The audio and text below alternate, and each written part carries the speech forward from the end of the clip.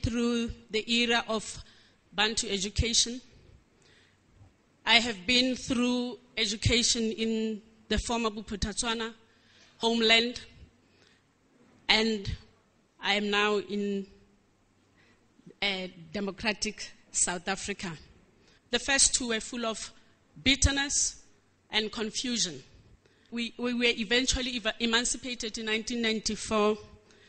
I asked myself, whither are we bound now as educators, and whither are our learners bound? Our parents were told to take responsibility for the governance of schools, and yet there was a serious area lacking.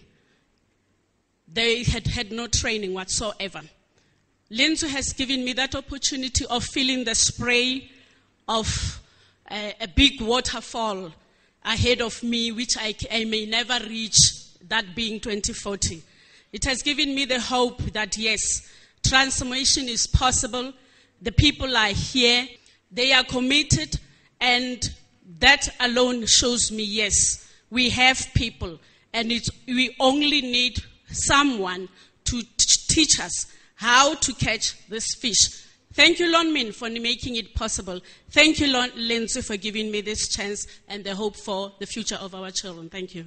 L for liberation, E for earnestly, N for nationality, T for transformation, transparency, and togetherness, W for wisdom, E for enthusiasm. Halala, Lindsay, halala. This Lindsay process and the 2040 process, I relate it with one of the volumes from the government which said, Vukuzenzele.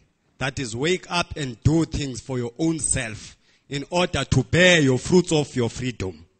If it was not Lindsay process and the 2040 vision and all the sharing processes, we would have still fighting for the government to do things for us as communities. We would have still fighting with tribal authorities to do things for us.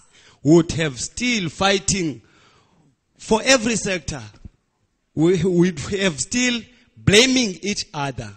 Now we saw the Greater Lon Min community. All the people are busy day by day. They just show their commitment. And we will bear the fruits of 2040 before 2040 would come. Thank you.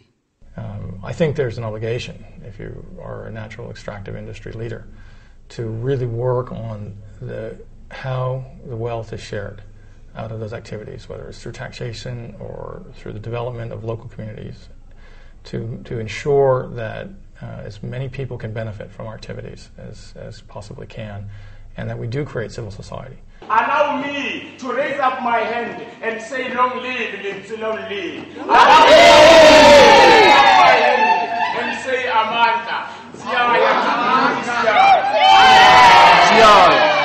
gather us together to fight against poverty, keeping us in direct contact with the source of power, with the intelligence enabling us to dissolve the cause of corruption.